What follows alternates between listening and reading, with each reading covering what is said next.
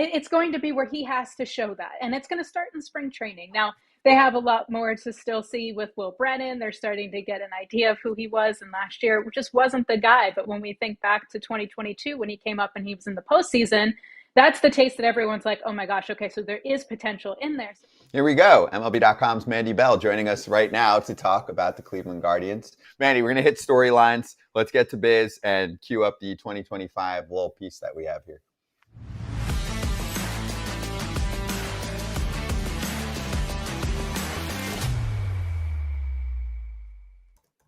Okay, Mandy, let's talk about the Cleveland Guardians and what they are expecting heading into this 2025 campaign. We're going to go over the first base swap, big Christmas, Jose Ramirez, and the Travis Bazzana potential of making an impact in 2025. Of course, they also added a reliever. We can do that on the back end. So let's start with what I think is fascinating. I'm going to be watching, Mandy, Carlos Santana and Josh Naylor this season at bat for at bat and seeing if it was worth them acquiring a pick and an arm in order to ship off one of the heart and soul guys of the team. Your thoughts on this swap?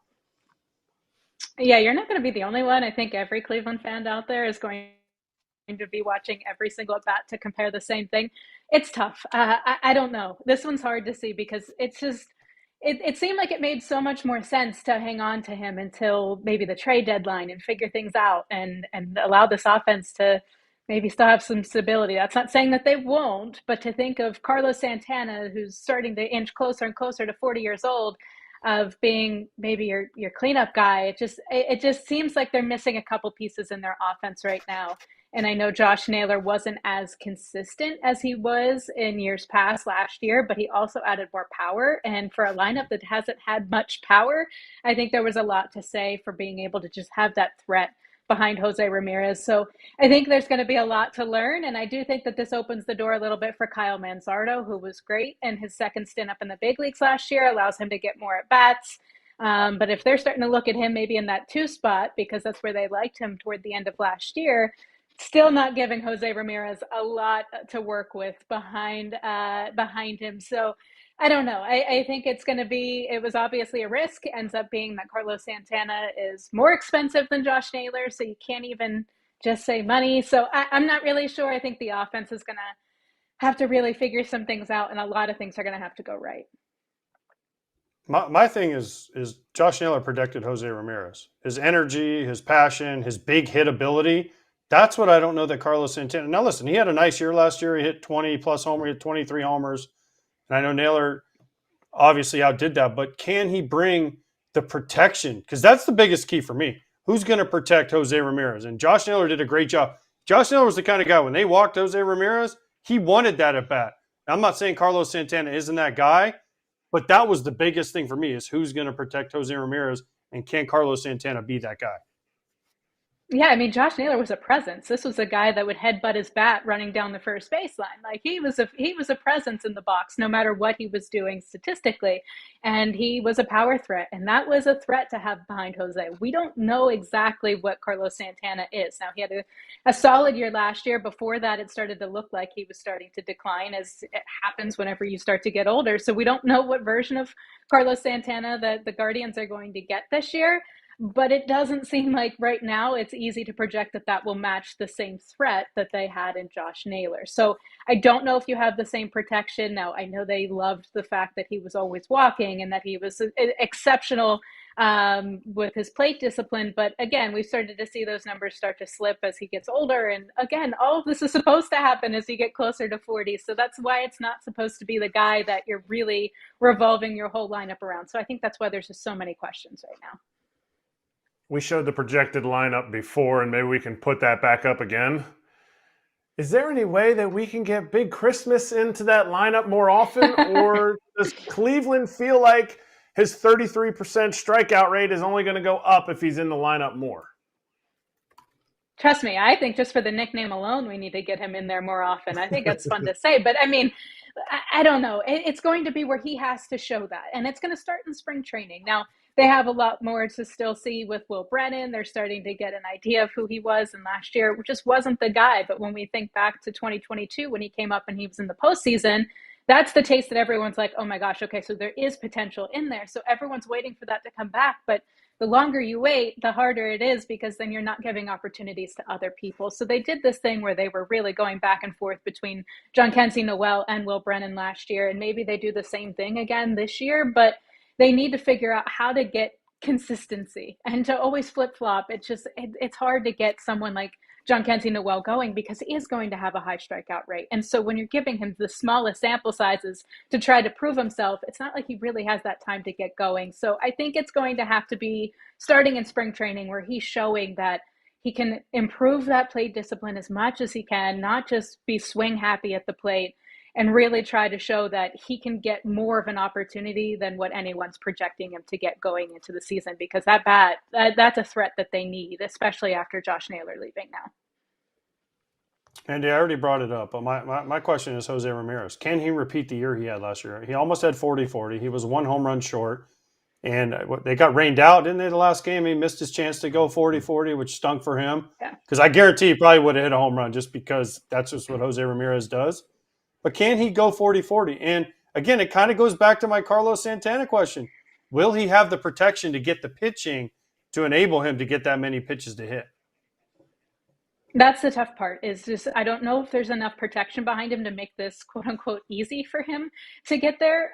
But I think it's hard to ever doubt him, because you're playing the game of, do you trust father time of, okay, at some point he's going to start waning, but it's Jose Ramirez, and anytime he says he's going to do something, you just know he's going to figure out how to do it. The same way you just said, I think we were all expecting game 162 to have a homer, because we just were ready for that 40-40, because he said 2 weeks before that, whenever he got that 40th steal, we were asking him what that was like, and he was like, yeah, it'll only be good if I get that 40th homer. Like, it's just like he knows what he wants and he's going to go get it, and he put on that full court press to make sure that it was coming down to the wire when no one thought it was even going to come that close. So it's hard to ever rule him out, and he'll figure out a way to will it to happen. It just seems like that's going to be one of my predictions for the year. That was one of my predictions in a story that I wrote earlier this month, I think it was, that Jose was going to go 40-40, because if he says he's going to do something, he's going to do it. And we all know that he's going to run out of time at some point to be able to put up these types of numbers. So I think he'll figure out a way, but it is going to be much more difficult if he doesn't have bats behind him to offer him any protection. So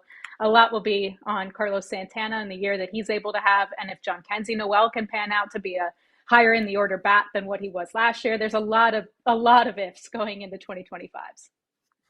Mandy, an article you need to write is about how Jose Ramirez will never age.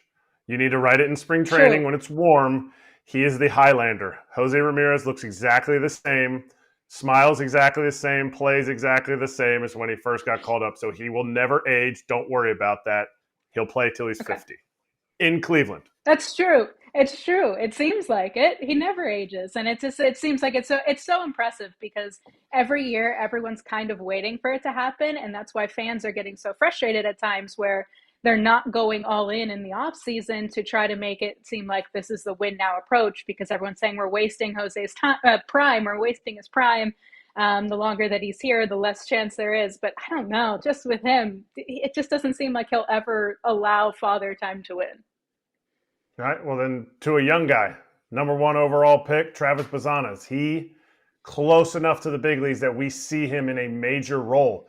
They kind of moved Andres Gimenez out of his position for him. There's kind of an opening there. Is it something that he gets a chance in spring training? Is it something later in the season? What's the outlook for Travis Bazzana? I think they'll hide him a little bit in spring training, especially from Vogt, to try to not get him a little bit too excited to get him up there. They don't have him on the non-roster invitees list right now. They'll keep him on the minor league side, I'm sure, just to try to get him into a routine. But they like to do this with some of their really highly regarded prospects. I know they definitely did it with their pitching prospects when Tito was here, because he was just like, no, I want him now. I don't care how far along he is. I want him now. So I think he's going to be more on the minor league side a little bit. He'll come up and fill in some late innings in those early Cactus League games, I'm sure. And I'm sure fans will be so excited to see him every single inning that he gets. But I do think that at some point this year, he's going to be in the major leagues. Now, that's a huge jump for an organization that rarely ever rushes its prospects. But I think it's pretty telling that they're starting to carve out that path for him by moving Andres Jimenez. Now, though, there was a lot of money guaranteed to him for a guy who wasn't really producing offensively. So that played a role, but you don't really commit to that if you don't have that second baseman waiting. So I know they're excited about Juan Brito coming up and being the second baseman too at some point if he's not on opening day and getting his chance in the big leagues. But this is a path for Bazana, and I really do think that he gets up here at some point this year. It's just a matter, I mean, really, it's going to be up to him and his production and how quickly he's knocking on the door and bursting the door down to say, you have no option. Like, I'm doing everything I can. It's my time to be in the majors.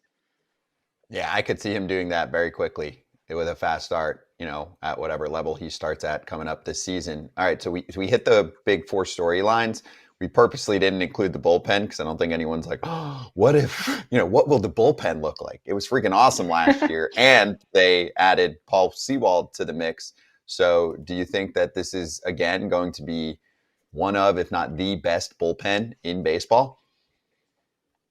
I mean, if you're basing it solely on last year, it's hard to think anything else because all these guys were just so excellent. But I mean, it's hard to do that again. I mean, Class A had a once in a lifetime type of season where he was just unbelievable, untouchable to the point where it was ridiculous. And you just sort of thought it was weird if he ever allowed a runner to get on base. Like it's not supposed to be that dominant. And Cade Smith was a rookie and he was unbelievable, truly. And you can't expect a guy to just be perfect his whole career.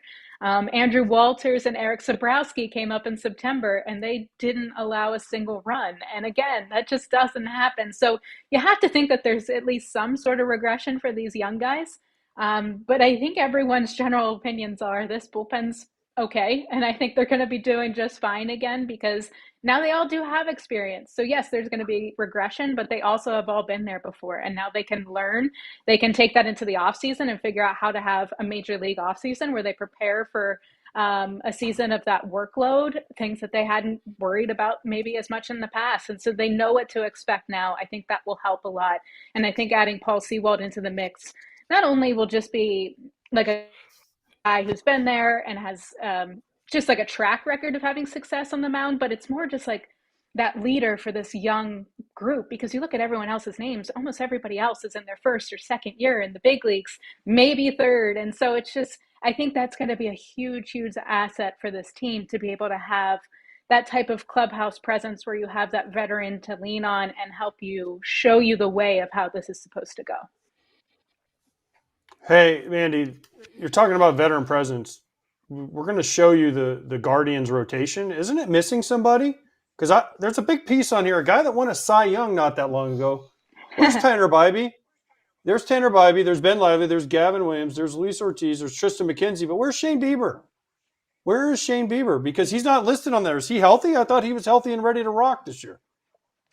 He's not. He's probably going to be second half.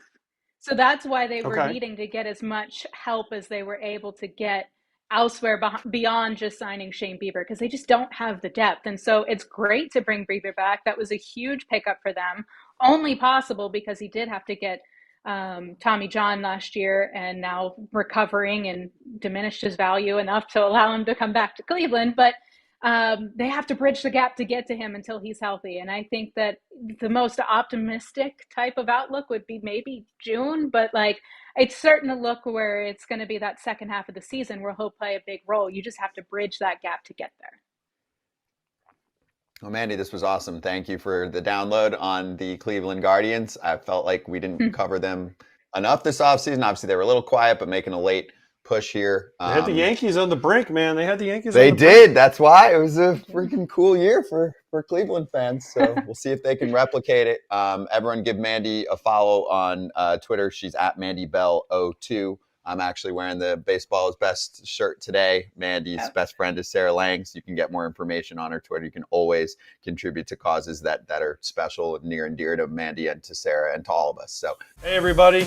Be sure to like and subscribe for more content. We're back here every weekday, all year long, so do not miss an episode. The videos are coming in all day. Here's another video you might enjoy. baseball the way it should be covered.